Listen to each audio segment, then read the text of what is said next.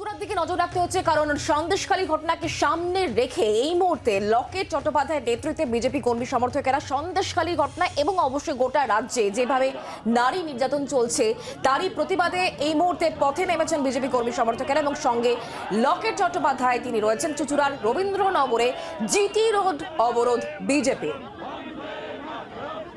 কথা বলবো বিধান সরকার রয়েছেন টেলিফোনে প্রতিনিধি। বিধান, আজ বেশ কয়েক ঘন্টা এই অবরোধ চালান বিজেপি প্রার্থী লকেট চট্টোপাধ্যায়, তারপরে পুলিশের সঙ্গে একটা কথা কাটাকাটিও আমরা দেখলাম। একদমই পায়েল, সন্দেশখালী এবং রাজ্যের বিভিন্ন জায়গায় যে নারী নির্যাতনের অভিযোগ বিজেপি করে আসছে সেই সূত্র ধরেই আজকে হুগলির চুচুড়ার যে রবীন্দ্রনগর মোড় রয়েছে সেখানে জিটি রোড তারা অবরোধ করে এবং বিজেপির প্রার্থী সাংসদ লকেট চট্টোপাধ্যায় সেখানে আসেন এবং রাস্তার উপর তিনি বসে পড়েন। দুদিন আগে চুচুড়ারই দেশবন্ধু পল্লী বলে একটি জায়গা রয়েছে, সেখানে একটি সমস্যা হয়েছিল, দুই গোষ্ঠীর মধ্যে একটি গন্ডগোল হয়েছিল এবং সেখানে ইট পাথর ছোড়াছুড়ি হয়, একজনের মাথা ফাটে।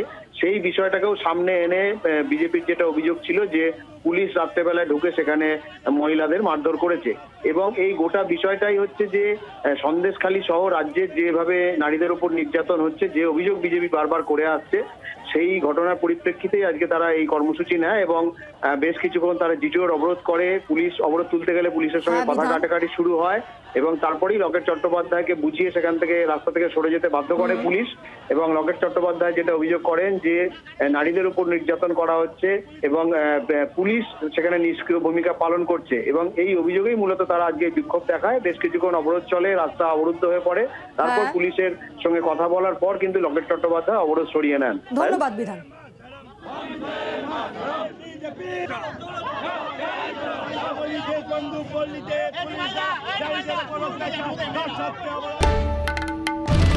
বাংলার আওয়াজ, বাঙালির আবেগ, জি 24 ঘন্টা।